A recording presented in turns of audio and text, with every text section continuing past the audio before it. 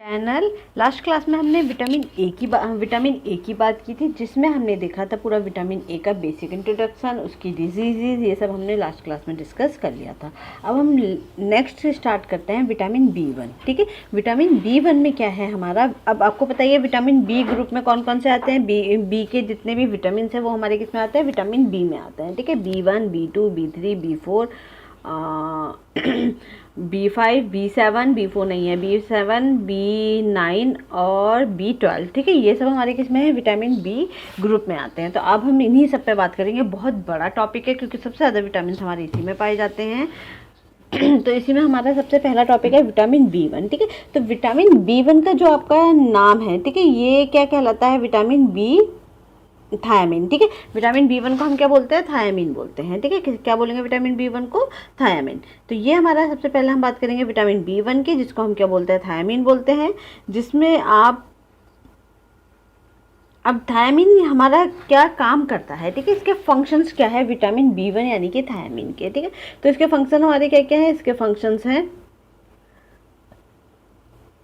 इसके फंक्शंस है हमारा helpful in production of fatty acid and स्टीरॉल्स।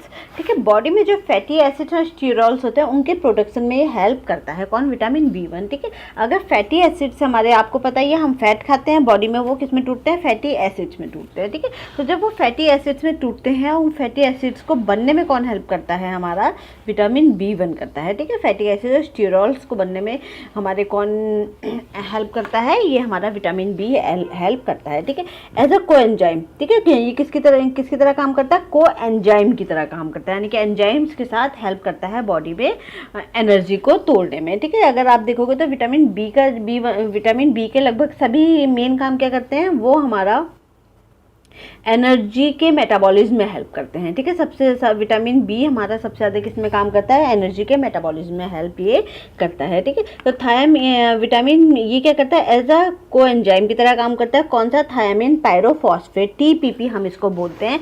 ये अभी मैं एक आईसीआर का एग्जाम देने गई थी, उसमें ये आया था, जिसमें उन्होंने पूछा था टीपीपी क्या काम करता है। ठीक है, तो टीपीपी क्या काम करता है, टीपीपी काम करता है थायामीन पायरोफॉस्फेट कहलाता है, यानी कि थायामीन फॉस्फेट के साथ मिलकर के एक ग्रुप बना लेता है, जिसको हम बोलते हैं थायामीन पायरोफॉस्फेट। ठीक है, एक कंपाउंड बना लेता है, एक प्रोडक्ट बना लेता है। ये थायामीन पायरोफॉस्फेट क्या काम करता है, ग्लूकोज से एनर्जी निकालने का काम करता है, यानी कि ग्लूकोज को टूट करके जब उसमें से एनर्जी निकलती है तो उसमें हेल्प करता है थायामीन पायरोफॉस्फेट, टीपीपी हम इसको बोलते हैं। ठीक है, रेगुलेट एनर्जी एक्टिविटीज़, ये क्या करता है, आपकी एनर्जी एक्टिविटीज़ को रेगुलेट करता है। ग्लूकोज मेटाबॉलिज्म, फैट मेटाबॉलिज्म में हेल्प ये करता है। ठीक है, और सबसे जो विटामिन बी ग्रुप क्या मेन काम कर रहा है, मेन काम कर रहा है एनर्जी की एक्टिविटीज़ में, एनर्जी को तोड़ने में काम कर रहा है ग्लूकोज से। ठीक है, और फैट से। ठीक है, जो हमारी एनर्जी हमें मिल रही है, तो एनर्जी में मेन काम क्या, कौन हेल्प करता है, विटामिन बी ग्रुप हेल्प करता है, क्योंकि एज अ कोएंजाइम ये काम करते हैं। ठीक है, तो इनका मेन काम क्या है, regulate energy activity, glucose metabolism and fat metabolism. ठीक है, ग्लूकोज के टूटने में और फैट के टूटने में ये हेल्प करते हैं, ताकि ग्लूकोज और फैट तोड़ करके क्या निकले, उसमें से एनर्जी निकले। ठीक है, सेलुलर प्रोडक्शन ऑफ एनर्जी। ठीक है, एनर्जी जो है हमारे कहाँ, सेल्स में जो हमारे एनर्जी का प्रोडक्शन होता है, उसमें ये हेल्प करता है विटामिन बी1। जैसे कि अगर आप देखोगे मेटाबॉलिज्म जो हम बोलते हैं, अगर जो विटामिन बी1 हमारी डाइट में अच्छा होगा तो ऑब्वियसली हमारे उसमें क्या होगा, मेटाबॉलिज्म बेहतर रहेगा। ठीक है, बॉडी में, क्यों, क्योंकि बॉडी में एनर्जी टूटेगी, ग्लूकोज टूटेगा, ग्लूकोज टूट करके हमारी एनर्जी में हमें काम करने की एनर्जी ग्लूकोज देगा। ठीक है, तो ये क्या है, सेलुलर प्रोडक्शन ऑफ एनर्जी में हेल्प करता है हमारा विटामिन बी1, thiamine. Formation of healthy nerve cells. ठीक है, हेल्दी नर्व सेल्स यानी कि जो आपकी ब्रेन की जो सेल्स होती है, दिमाग में जो हमारी सेल्स पाई जाती हैं, उनको बनाने में भी हेल्प करता है हमारा विटामिन बी1। इसके अलावा increase normal appetite and digestion में हेल्प करेगा, और नॉर्मल एपेटाइट में हेल्प करेगा, मतलब आपको ठीक ठीक भूख लगेगी, आपको खाना खाने का मन करेगा, और साथ ही साथ आपका डाइजेशन भी बेहतर रहेगा। ठीक है, हार्ट की हेल्थ में काम करता है, मेन क्या करता है, ये हार्ट को हेल्थ बनाए रखने में भी, हेल्दी बनाए रखने में भी ये काम करता है विटामिन बी1। तो कितने रोल हो गए इसके, एक तो हमारा फैटी एसिड और स्टीरॉल को बनने में हेल्प करता है, कोएंजाइम की तरह काम करता है थायामीन पायरोफॉस्फेट, जिसमें वो क्या करता है, ग्लूकोज से एनर्जी निकालने का काम करता है, रेगुलेट एनर्जी एक्टिविटी। तो हमारे विटामिन B1 के ये सारे काम हैं, ठीक है। तो ये सब काम करता है विटामिन B1। अगर हमारी डाइट में विटामिन B1 नहीं होगा तो ये सभी फंक्शंस हमारे क्या हो जाएंगे, इफेक्टिव हो जाएंगे। थायमिन की कमी से हमारे ये सारे फंक्शंस में इफेक्ट होगा। यानी कि क्या हो सकता है, आपकी बॉडी में फैटी एसिड और स्टेरॉल सही से नहीं बनेंगे, आपकी बॉडी में एनर्जी जो है वो सही से नहीं मिलेगी, आपको ग्लूकोज से एनर्जी नहीं मिल पाएगी आपको सही से, आपका जो सेल के अंदर एनर्जी का प्रोडक्शन होता है वो सही नहीं होगा, हेल्दी नर्व सेल्स नहीं होंगी, जो आपके दिमाग की जो सेल्स होती हैं, कोशिकाएं होती हैं, वो हेल्दी नहीं होंगी, और इसके अलावा आपको सही से भूख नहीं लगेगी, आपका डाइजेशन सही नहीं रहेगा, ठीक है। हेल्थ ऑफ हार्ट, ठीक है, और आपका हार्ट भी हेल्दी नहीं होगा, ठीक है। अब इसके सोर्सेज क्या क्या है, इसके सोर्सेज है एक तो राइस पॉलिशिंग। राइस पॉलिशिंग का मतलब क्या है, जो आपकी राइस के ऊपर की लेयर होती है, ठीक है। जो आपने देखा होगा राइस की जो सबसे ऊपर की लेयर होती है वो हमारी क्या है, राइस पॉलिशिंग हम उसको बोलते हैं, ठीक है। व्हीट जर्म, ठीक है। इसके अलावा ड्राइड ईस्ट, इन सब में क्या पाया जाता है, हमारा थायामीन पाया जाता है, ठीक है। और वो सभी फूड जो हमारे किस में रिच है, प्रोटीन में रिच है, मतलब जिनमें प्रोटीन अच्छा पाया जाएगा उनमें अपना आप ही थायामीन पाया जाता है। इसलिए सोयाबीन में हाईएस्ट सोर्स हमारा थायामीन का पाया जाता है, ठीक है, क्योंकि सोयाबीन आपको पता ही है रिचेस्ट प्रोटीन का सोर्स है, तो इसमें थायामीन भी क्या पाया जाएगा, रिच पाया जाएगा, ठीक है। पॉलिश राइस जो होते हैं हमारे, पॉलिश राइस होते हैं हमारा लो इन थायामीन। ये क्या होता है, हमारे थायामीन में कम होता है हमारा पॉलिश राइस। अब दो तरह के राइस हो गए ना, एक तो पॉलिशिंग राइस हो गया, पॉलिश राइस हो गया, और एक है अनपॉलिश राइस, ठीक है। पॉलिश राइस का मतलब क्या होता है, जब हम धान से चावल को निकालते हैं, ठीक है, जब हम धान से चावल को निकाल रहे हैं तो जब हम ऊपर उसकी ऊपर की लेयर को क्या कर देते हैं, घिस करके साफ कर देते हैं चावल को, ठीक है। धान के साथ साथ हम चावल के ऊपर की लेयर को साफ कर देते हैं, उसे क्या बोलते हैं, पॉलिश राइस बोलते हैं। तो जब हम चावल के ऊपर की लेयर को जो घिस करके साफ करते हैं, जो आपने ब्राउन राइस में देखा होगा, जो ब्राउन राइस है वो ब्राउन कलर का होता है, जो व्हाइट राइस है वो व्हाइट कलर का होता है। तो व्हाइट राइस में हम क्या, ब्राउन राइस को हम क्या करते हैं, ऊपर की लेयर उसे उसकी घिस करके साफ करके उसे क्या बना देते हैं, व्हाइट बना देते हैं, व्हाइट राइस, ठीक है। तो इससे क्या होता है, जो आपका ब्राउन राइस है उसमें तो आपका थायमिन अच्छा पाया जाएगा, लेकिन जब हम उसकी लेयर साफ कर रहे हैं, ऊपर से घिस रहे हैं हम लेयर को और उसे हम वाइट करके उसे अनपॉलिश राइस कर रहे हैं, तो उसमें क्या होगा, आपका जो वाइट जो ऊपर की लेयर है उसमें थायमिन जितना भी प्रेजेंट है वो क्या हो जाएगा, आपका निकल जाएगा, ठीक है। फिर आपका जो राइस है उसमें थायमिन नहीं बचेगा, ठीक है। तो ये क्या है, ये पॉलिश राइस है, ठीक है। तो हमारा जितने भी पॉलिश राइस होते हैं उसमें थायमिन नहीं पाया जाएगा, ठीक है। जब हमने धान से चावल को निकाला, ठीक है, जब भी हमने धान से चावल को निकाला तो जिस मेथड से हम धान से चावल को निकालते हैं उस मेथड में चावल का ऊपर की जो लेयर है वो हट जाती है, जिससे क्या होता है, जो ऊपर की लेयर में थायमिन था वो थायमिन भी हट जाता है। और मार्केट में जो चमकदार सुंदर से चावल होते हैं इसीलिए उन चावल में थायमिन जो है कम पाया जाता है, ठीक है, नहीं होता है उनमें थायमिन। तो वही क्या है, वो हमारा पॉलिश राइस है, ठीक है, जो हम पॉलिश करके उसे सुंदर सा बना देते हैं, ठीक है। तो अनपॉलिश राइस कौन से होते हैं हमारे, अनपॉलिश राइस वो होते हैं जो सीधे धान से निकाल के, धान से हमने बिना ऊपर की लेयर करे हुए जो ब्राउन राइस होते हैं हमारे वो लिए हैं, ठीक है। इसलिए ब्राउन राइस ज़्यादा हेल्दी होती है क्योंकि उनमें थायमिन ज़्यादा पाया जाता है, ठीक है। फिर है effect of cooking and processing.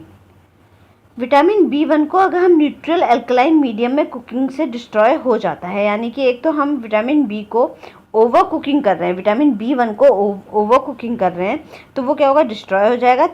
High temperature पे हम कुक कर रहे हैं और बहुत ज़्यादा वाटर में हम कुक कर रहे हैं तो क्या होगा, वो हमारा जो विटामिन B1 है वो डिस्ट्रॉय हो जाएगा, ख़त्म हो जाएगा, ठीक है। यानी कि अल्कलाइन मीडियम में हमने बहुत ज़्यादा कुकिंग की है, उसको ओवर कुकिंग की है, हाई टेम्परेचर में कुकिंग की है और एक्सेसिव वाटर के साथ हमने पकाया है और उसके बाद उसके पानी को निकाल दिया है।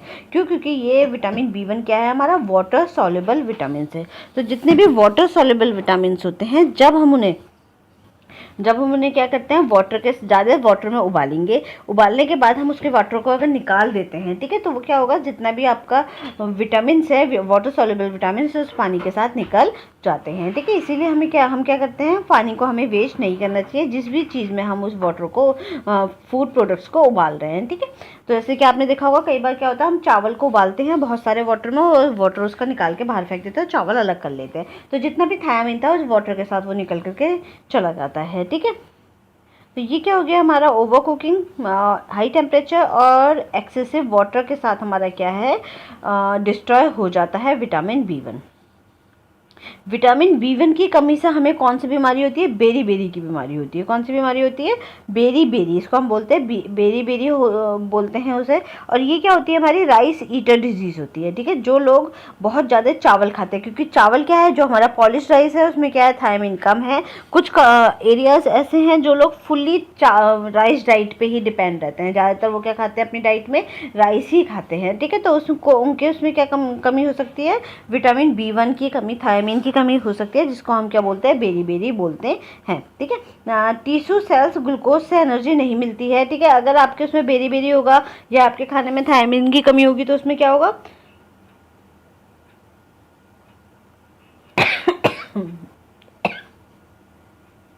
तो आपके खाने में अगर थायमिन की कमी होगी तो उससे क्या होगा? एक तो आपकी सेल्स को ग्लूकोज से एनर्जी नहीं मिलेगी। सेल और ऑर्गन से जब एनर्जी नहीं मिलेगी, ग्लूकोज से एनर्जी कन्वर्ट नहीं हो पाएगी, टूटेगा नहीं, ग्लूकोज और एनर्जी में कन्वर्ट नहीं होगा। तो इससे क्या होगा? आपकी सेल्स, जितनी भी कोशिकाएं हैं, जो ऑर्गन्स है, जो आपके बॉडी के पार्ट्स हैं, वो सही से काम नहीं करेंगे, ठीक है। तो ये इसकी जब भी थायमिन की कमी होगी तो ये वाली प्रॉब्लम आपको देखने को मिलती है, ठीक है। और ये क्या करता है? आपके गैस्ट्रो इंटेस्टाइनल सिस्टम और कार्डियोवैस्कुलर सिस्टम को क्या करता है? ये इफेक्ट करता है। मतलब जो आपका डाइजेस्टिव सिस्टम है, जो आपका कार्डियोवैस्कुलर हार्ट है, ठीक है, हार्ट से रिलेटेड जितना भी सिस्टम होता है आपका, उसको ये इफेक्ट करता है अगर आपका विटामिन बी वन की आपकी बॉडी में कमी है तो, ठीक है। इसके सिम्टम्स क्या होंगे? एक तो एपेथी होगा इसमें, ठीक है। एपेथी का मतलब क्या है? आपका कहीं मन नहीं लगेगा, बिल्कुल जो नीरस टाइप के लोग होते हैं जिनका किसी भी काम में मन नहीं लगता, ठीक है, एपेथी की फीलिंग आएगी आपको। एनोरेक्सिया आपको हो सकता है। एनोरेक्सिया मतलब आपका खाना खाने का मन नहीं करेगा। फटीग होगी, आपको थके थके रहोगे क्योंकि आपकी सेल्स को एनर्जी नहीं मिल रही है बॉडी, तो आपको क्या लगेगा? थकावट लगेगी, ठीक है। इरिटेबिलिटी रहेगी, आप इरिटेट रहोगे, डिप्रेस रहोगे, ठीक है। पुअर एपेटाइट रहेगा। पुअर एपेटाइट मतलब सही से आपको भूख नहीं लगेगी, ठीक है। टिंगलिंग सेंसेशन होंगे आपकी उंगलियों में, ठीक है। टिंगलिंग सेंसेशन होंगे आपकी उंगलियों में, मतलब उंगलियों में झंझनाहट वाली प्रॉब्लम आपको देखने को मिलेगी। वीकनेस होगी, आपको कमजोरी होगी, क्योंकि फटीग है तो ऑब्वियसली कमजोरी तो है ही आपको, ठीक है। और इसके अलावा आपको क्या है? नमनेस ऑफ लेग, ठीक है। नमनेस का मतलब क्या है? आपके पैरों में झंझनाहट होना, ठीक है। ये वाली प्रॉब्लम जो है वो आपको हो गया। आपके हाथ पैरों में एक अजीब सी कपकपाहट सी रहेगी, ठीक है, अगर ये विटामिन बी वन की आपके खाने में कमी है तो।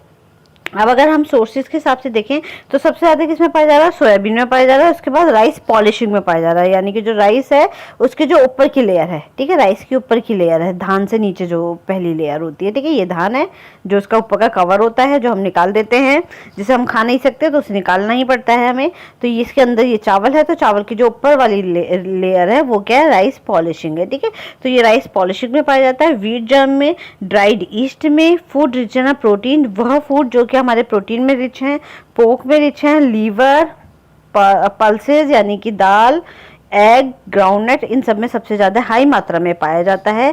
इसके बाद ये होल सीरियल मतलब जो हमारा फेयर अमाउंट में पाया जाएगा वो इसमें पाया जाएगा। और इसके ये जो है बहुत अच्छे सोर्स नहीं है, ठीक है, यानी कि हाई अमाउंट, ठीक है, हाई गुड, ये तो हाई सोर्स हैं जिसमें सबसे ज़्यादा पाया जाता है। ये हमारा गुड सोर्स है, ठीक ठीक पाया जाएगा। और ये फेयर सोर्स है, ठीक है, थोड़ा हल्का फुल्का इनमें भी पाया जाता है, ठीक है। तो whole cereal, whole wheat, millets और आपके जो ऑयल सीड्स होते हैं, पल्सेस होते हैं, इनमें भी हमारा ठीक ठीक मात्रा में, गुड मात्रा में हमका पाया जाता है विटामिन बी वन, ठीक है। और मिल्क, वेजिटेबल एंड फ्रूट्स, इनमें बहुत कम मात्रा में, फेयर मात्रा में पाया जाता है, ठीक है। तो ये आपके क्या है? ये सोर्सेज हैं।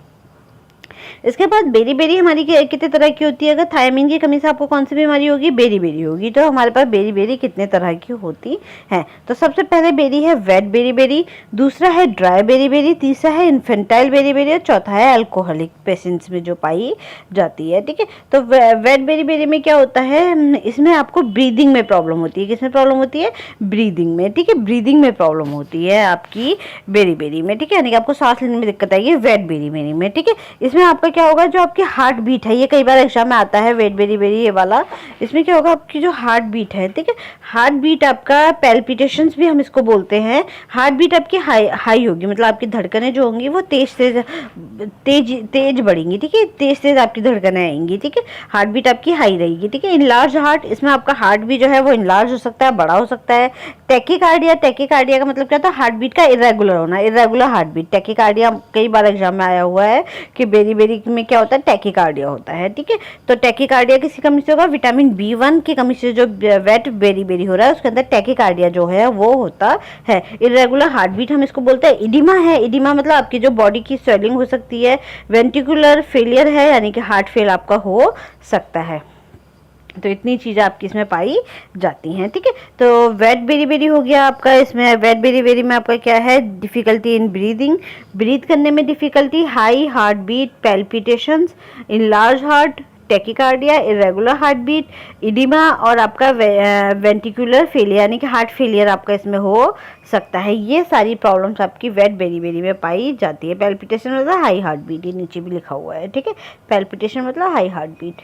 फिर दूसरा है ड्राई बेरी बेरी में क्या होगा, ड्राई बेरी में पॉलीन्यूरेटिक्स इन्फ्लामेशन, ठीक है, पॉलीन्यूरेटिस इन्फ्लामेशन में हमारे क्या होता है, इसमें इन्फ्लामेशन और पेरिफेरल नर्व्स, ठीक है। इसमें क्या होता है, रोग संक्रमण या चोट के कारण जो हमारी रेड सोर और स्वेलिंग हो जाता है। इन्फ्लामेशन का मतलब क्या है, जो आपको चोट लगने पे या किसी कारणवश आपको जलन जो होती है, ठीक है, उसको क्या बोलते हैं, इन्फ्लामेशन बोलते हैं। तो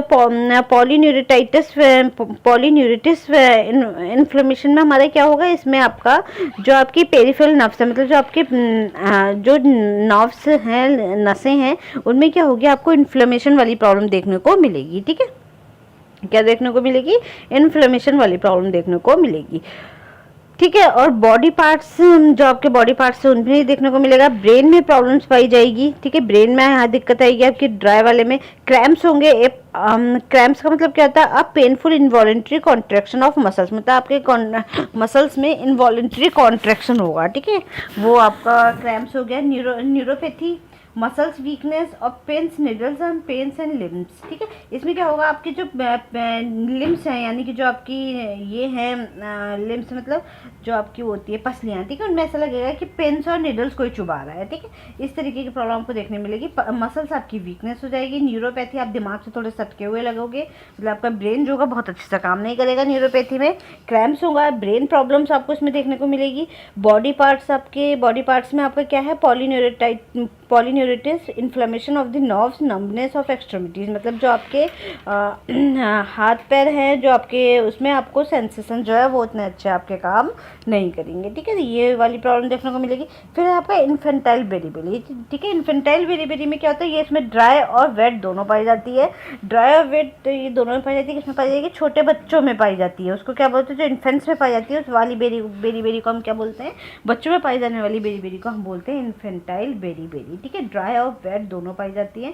लो थायमीन है हमारा, ठीक है, लो थायमीन इन मदर्स मिल्क। क्यों, क्योंकि थायमीन अगर कम है मदर्स की मिल्क में तो उसके अंदर बच्चे में ये वाली प्रॉब्लम हो सकती है, ठीक है, तब हम उसे इन्फेंटाइल बेरी बोलते हैं। फिर है अल्कोहलिक पेशेंट के अंदर जो पाई जाती है उसको वर्निकी एन्सेफेलोपैथी भी बोलते हैं। वर्निकी एन्सेफेलोपैथी में कहते हैं जो लोग बहुत ज़्यादा अल्कोहल पीते हैं उनकी बॉडी के अंदर थायमीन की कमी हो जाती है और उनके अंदर कौन सी प्रॉब्लम पाई जाती है, वर्निकी एन्सेफेलोपैथी पाई जाती है, जिसमें क्या होता है उनका दिमाग जो है थोड़ा बदल जाता है, थोड़ा अलग टाइप का मेंटल चेंज उनमें पाया जाता है और पुअर मसल्स कोऑर्डिनेशन, मतलब उनका जो मसल्स का कोऑर्डिनेशन है वो उतना अच्छा नहीं होता है, ठीक है, वो बहुत अच्छा उनका एक्टिव कोऑर्डिनेशन नहीं पाया जाता है। फिर अगर हम प्रिवेंशन अगर देखें कि हमें बेरी को अगर कंट्रोल करना है तो हमें क्या खाना चाहिए, पारबॉइलिंग राइस हमें यूज़ करने चाहिए, पारबॉइल्ड राइस, ठीक है, अगर हमें बेरी को कंट्रोल करना है तो, ठीक है, यानी कि कौन से चावल लें हम, पारबॉइलिंग राइस करें। पारबॉइल्ड राइस क्या होते हैं, हम क्या करते हैं जब हमारे पास धान आते हैं, ठीक है, जब हमने खेत से धान चावल उतारे तो वो धान की फॉर्म में होता है जिसमें ऊपर एक कवर होता है ब्राउन से कलर का, उसके अंदर हमारे चावल पाए जाते हैं, ठीक है। तो हम क्या करें, उस कवर को उतारने से पहले धान सहित उसे वाटर में डिप कर दें। ठीक है, जब हम उसे वाटर में डिप करेंगे, ठीक है, तो वाटर क्या करेगा, वाटर बाहर से अंदर की तरफ कुछ घंटों के लिए हमें उसे पानी में भिगा के छोड़ देना है। किसको, हमारे धान को। ठीक है, जो हमारे चावल हैं कवर वाले, ठीक है, जो हम खेत से लेकर के आए हैं। ठीक है, खेत से जो हम लेके आए हैं चावल, हमारे कवर वाले चावल जो हैं, उन्हें हमने क्या कर दिया, कुछ देर वाटर के अंदर हमने छोड़ दिया। तो वाटर क्या करेगा, वाटर उसे बाहर से अंदर की तरफ मूव करेगा। तो जो ऊपर की लेयर में, सबसे ऊपर की लेयर में जो हमारे न्यूट्रिएंट्स थे, वो क्या करेंगे, चावल के अंदर की तरफ क्या करने लगेंगे, मूव करना शुरू कर देंगे। तो जो बाहर की तरफ वाले, जो चावल के जो बाहर की लेयर में जो न्यूट्रिएंट्स थे, जब वो वाटर के साथ कहा जाएंगे, अंदर ही थायामीन आ जाएगा। ठीक है, तो थायामीन क्या करेगा, चावल के अंदर चला जाएगा वाटर के साथ। उसके बाद अगर हम धान निकालते भी हैं, ऊपर की लेयर उसको हटा देंगे, क्योंकि वो तो हमें हटानी पड़ेगी। तो जब हम ऊपर की लेयर हटाएंगे तो वो जो विटामिन B1 था वो अंदर चला जाएगा, और विटामिन B1 जो है वो डिस्ट्रॉय नहीं होगा। तो उसको क्या बोलते हैं, पारबॉइल राइस करते बोलते हैं। जब हम चावल को धान से निकालने से पहले, खेत से जब हम लेके आए, जो हमने उसे हार्वेस्ट किया है चावल को, हमने लाते ही उसको क्या किया, कुछ देर, कुछ घंटों के लिए वाटर में डुबा के रख दिया। ठीक है, जब डुबा के रखा तो चावल के अंदर पानी मूव किया, तो जितना भी चावल के जो ऊपर की जो लेयर में न्यूट्रिएंट्स है वो भी क्या हो गए, चावल के अंदर की तरफ क्या कर जाएंगे, मूव कर जाएंगे। और वो सभी न्यूट्रिएंट्स जो डिस्ट्रॉय हो जाते हैं उनके धान निकालते समय, वो डिस्ट्रॉय नहीं होंगे। तो उनको क्या बोलते हैं, पारबॉइल्ड राइस करते हैं। तो हमें अगर बेरी बेरी से बचना है तो हमें क्या करना है, पारबॉइल्ड राइस को यूज करना है। ठीक है, अब इसका अगर हम आरडीए देखें थायामीन का, या अभी जाता है एग्जाम में, बहुत ज्यादा याद करना तो थोड़ा मुश्किल है ये ऐसे कैसे, लेकिन फिर भी एक दो बार पढ़ लेना, जितना भी याद रहेगा, ज्यादा देर एक क्वेश्चन आएगा था आरडीए से।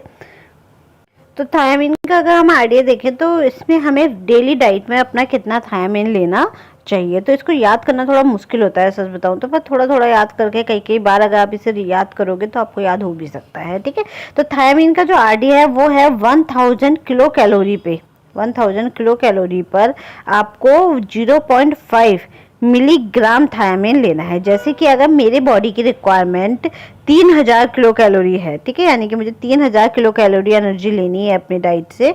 ठीक है, तो मैं क्या करूँ, 3000 किलो कैलोरी के लिए कितना लूंगी, 1.5 मिलीग्राम पर डे मुझे थायामीन लेना है अपनी डाइट में। ठीक है, कितना लेना है, अगर मैं 1000 पे हमें 0.3 मिलीग्राम थायामीन लेना होता है, तो वो आप देख लोगे आपकी बॉडी की जो रिक्वायरमेंट है, आपको 2700 kilo calorie energy per day लेनी है, या फिर 3000 किलो कैलोरी पर डे लेनी है, तो उसके हिसाब से आपका ये अपना आप ही मल्टीप्लाई हो जाएगा। अगर 3000 कैलोरी मेरे पर डे की रिक्वायरमेंट है, यानी कि मुझे मेरी एज में मैं जो भी वर्क कर रही हूँ, हैवी सेडेंट्री या फिर नॉर्मल वर्क जो मैं कर रही हूँ, उस वर्क को पूरा करने के लिए पर डे मुझे अपने खाने से कितनी एनर्जी लेनी होती है। ठीक है, तो उस एनर्जी के हिसाब से ही मुझे क्या करना होगा, थायामीन को करना होगा कि 0.5 की जगह फिर मेरा कितना हो जाएगा, 1.5 मिलीग्राम पर डे मुझे थायामीन लेना है। ठीक है,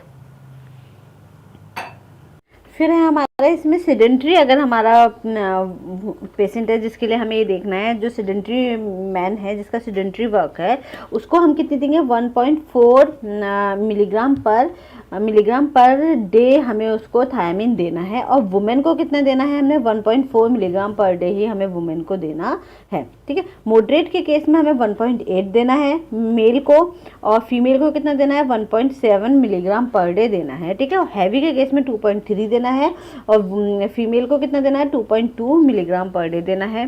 ठीक है, प्रेग्नेंट वुमेन को हमें कितना देना है, प्रेग्नेंट वुमेन को हमें देना है 2.0, और लैक्टेटिंग मदर को 2.1 देना है। ठीक है, ये हमें याद करने हैं ऐसे के ऐसे ही। तो कई बार आप याद करोगे तो शायद याद हो जाए, और बहुत ज़्यादा भी इसमें टाइम मत लगाना, क्योंकि ज़्यादा सारे आरडीए को याद करने में आपको बाकी सब कुछ भूल जाओगे, और ज़्यादा क्या आएगा, इसमें से 1 या 2 क्वेश्चन आएंगे, एक ही क्वेश्चन मैक्सिमम आएगा। ठीक है, आरडीए से, लेकिन फिर भी थोड़ा आइडिया हो जाएगा कि अगर 1.4 में के आसपास का है मिलीग्राम में, तो वो थायामीन की रिक्वायरमेंट है। इस तरीके से थोड़ा थोड़ा आइडिया आप कर लोगे तो शायद हो भी जाए क्वेश्चन सॉल्व।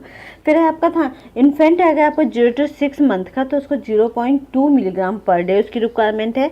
7 to 2 मंथ का है, 12 मंथ का है, उसको है 0.4 मिलीग्राम पर डे रिक्वायरमेंट है उसकी।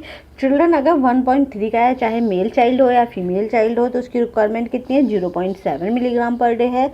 4 to 6 ईयर का बेबी है तो उसका 0.9 मिलीग्राम पर डे है। अगर 7 to 9 ईयर का बेबी है तो उसका 1.1 मिलीग्राम पर डे है, ठीक है। अब अगर बॉयज़ और गर्ल्स में यहाँ से आपकी लगभग 10 साल के बाद हम उनकी रिक्वायरमेंट थोड़ी हमारी डिफरेंट हो जाती है। तो 10 to 12 ईयर का बालक है तो उसकी कितनी होगी, अगर लड़का है तो उसकी 1.4 मिलीग्राम पर डे होगी, अगर लड़की है तो उसकी 1.4 मिलीग्राम पर डे होगी और लड़की की 1.5 मिलीग्राम पर डे होगी, ठीक है।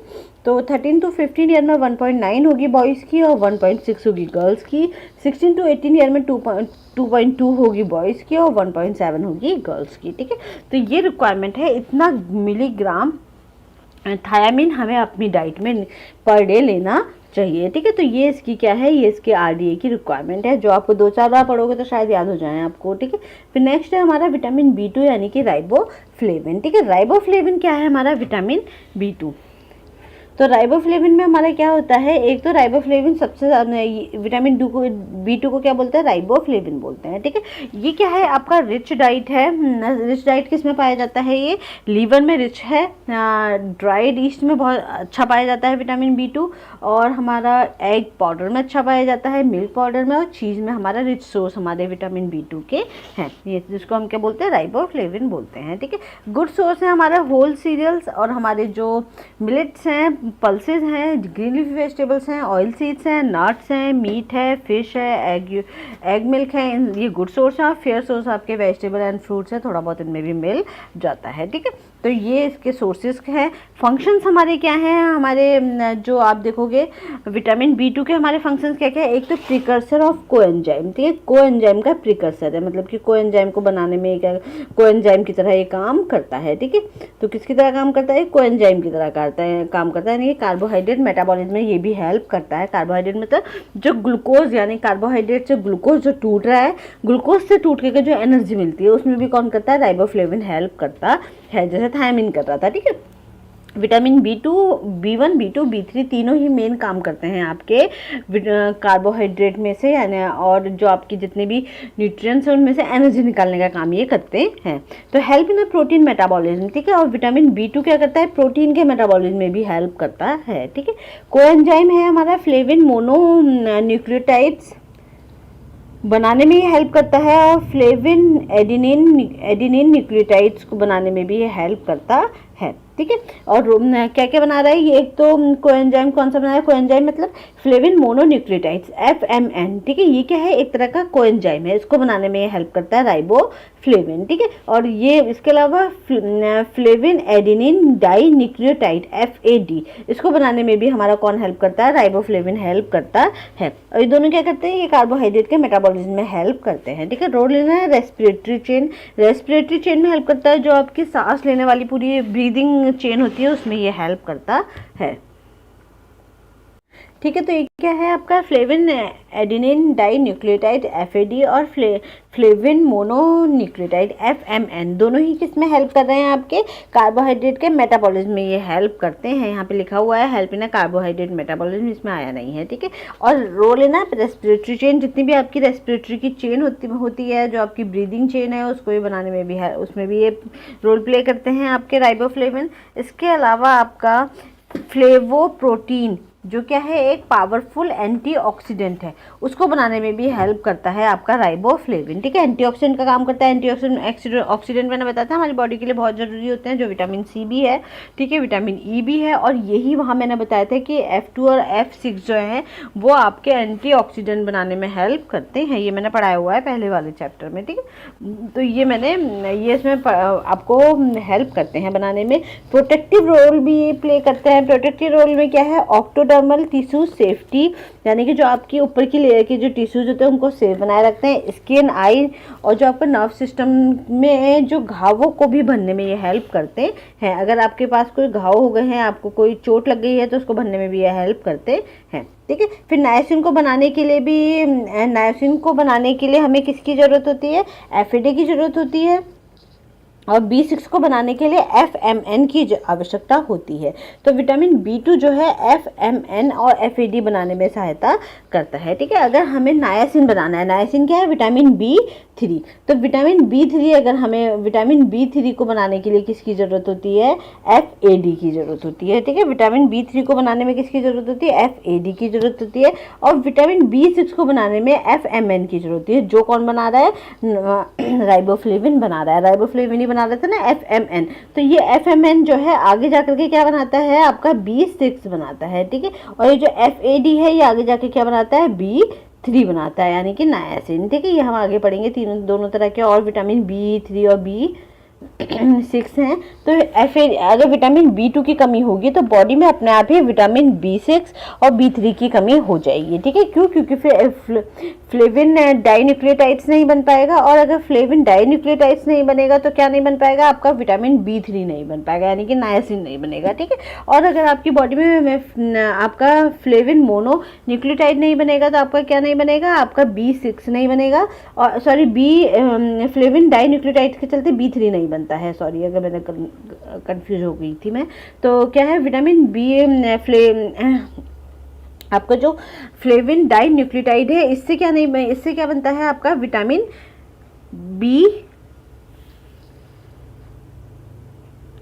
FAD आपका विटामिन B3 बनाता है, और FMN आपका विटामिन B6 बनाता है। ठीक है, तो ज़्यादा कंफ्यूजन ना करें, इसे बार बार पढ़ के क्लियर हो गई ये वाली बात। तो इसमें अब आपका क्या है, अगर आपकी बॉडी में राइबोफ्लेविन की कमी होगी तो FAD नहीं बनेगा, ये FAD है, यहाँ पे FAD नहीं बनेगा, और FAD नहीं बना तो नायासिन नहीं बनेगा। ठीक है, तो आपका राइबोफ्लेविन क्या कर रहा है, FAD बना रहा है। ठीक है, FAD कौन सा वाला था, फ्लेविन एडेनिन डाइन्यूक्लियोटाइड्स, FAD बना रहा है। ये FAD क्या बना रहा है, आपका नायासिन बना रहा है। ठीक है, इतना आप याद कर लीजिएगा। और राइबोफ्लेविन जो है वो क्या बना रहा है, राइबोफ्लेविन और क्या बना रहा है, FMN बना रहा है, और ये FMN आगे जाकर के क्या बना रहा है, विटामिन B6 बना रहा है। ठीक है, तो ये क्या है, ये आपको याद करने हैं कि कौन सा प्रोडक्ट कौन से बनाते हैं आगे जाकर के। ठीक है, तो विटामिन B2 जो है हमारा FMN बनाएगा, जो कि आगे जाके पायरोडॉक्सिन बनाता है, और पायरोडॉक्सिन भी हमारा विटामिन B3 बनाने में हेल्प करता है। नायासिन निकालता है किससे, ट्रिप्टोफैन से। ठीक है, तो ये भी है एक विटामिन B2 क्या करेगा, आपका नायासिन FMN बनाएगा। ठीक है,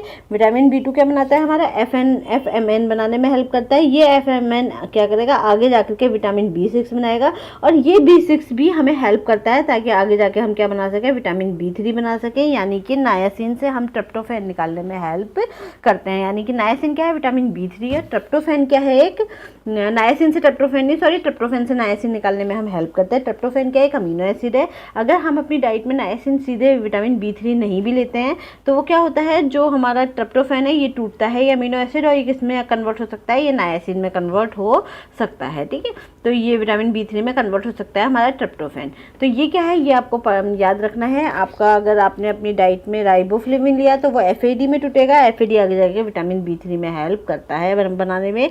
इसी तरीके से FMN में भी टूटता है, ये FMN किस में करता है, B6 में बनाने में हेल्प करता है। विटामिन B2 हमारा FMN बनाएगा, फिर ये पायरोडॉक्सिन बनाएगा, पायरोडॉक्सिन मतलब विटामिन B6। ठीक है, ये B6 बनाएगा, पायरोडॉक्सिन हमारे क्या होता है, विटामिन B6 होता है। ठीक है, ये पायरोडॉक्सिन बनाएगा, और यही आगे जाके के विटामिन B3 बनाने में हमारी हेल्प करता है। ठीक है, यानी कि नायासिन से ट्रिप्टोफैन से नायासिन बनाने में ये हेल्प करता है, कौन, हमारा विटामिन B6। फिर है हमारा डिफिशेंसीज। ठीक है, डिफिशेंसीज हमारी राइबोफ्लेविन की कमी से कौन कौन सी होगी, एक तो हमारी होगी हाइपोराइबोफ्लेवोनोसिस। ठीक है, हाइपोराइबोफ्लेवोनोसिस होगी हमारी उसकी कमी से। ठीक है, हाइपोराइबोफ्लेवोनोसिस होगी। ठीक है, इस बीमारी को बोलते हैं जिसमें हमारे विटामिन B2 की कमी हो जाती है। इसमें आपको कौन सी प्रॉब्लम देखने को मिलेगी, एक तो एंगुलर स्टोमेटाइटिस देखने को मिलेगा। ठीक है, एंगुलर स्टोमेटाइटिस में क्या होता है, ये ना एग्जाम में बहुत बार पूछा गया है कि जो एंगुलर स्टोमेटाइटिस है ये किसकी कमी से होता है, तो किसकी कमी से होता है, विटामिन B12 की कमी, सॉरी विटामिन B2 की कमी से ये होता है। ठीक है, तो इसमें क्या है, आपके जो माउथ के जो एंगल्स हैं उनमें क्या पड़ जाते हैं, क्रैक पड़ जाते हैं। आपके जो लिप्स होते हैं, ठीक है, लिप्स के दोनों साइड में क्या हो जाएगा, आपके क्रैक्स पड़ जाएंगे, यहाँ से कट जाते हैं आपके लिप्स के दोनों साइड, ठीक है।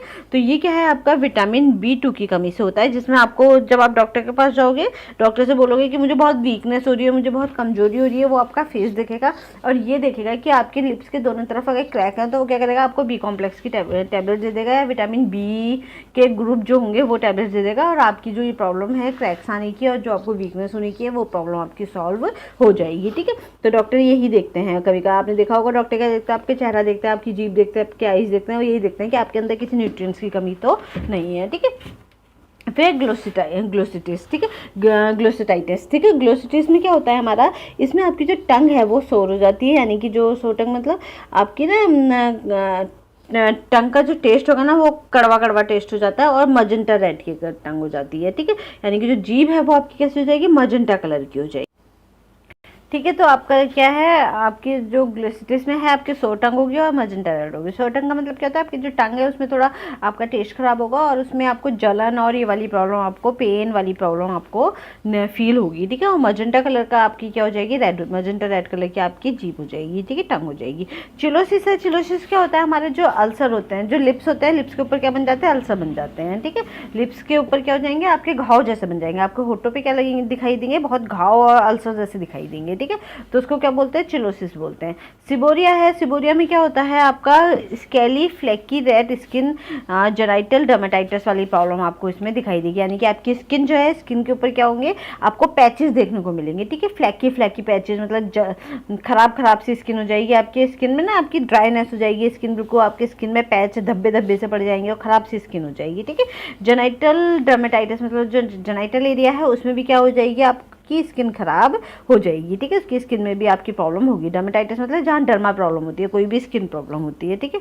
फिर फोटोफोबिया आपको यहाँ देखने को मिलेगा। फोटोफोबिया मतलब जैसे ही आपकी आंखों में लाइट पड़ेगी तो आपकी आंखों को क्या होगी, आपकी आंखों में एक तरफ से आपकी आंखों में चमक लगेगी, ठीक है। फोटोफोबिया जैसे आपने देखा होगा, रात को क्या है, कभी आप घर से बाहर निकलते हो, एकदम से लाइट आपकी आंखों में लगती है तो आपको चमक लगती है, ठीक है।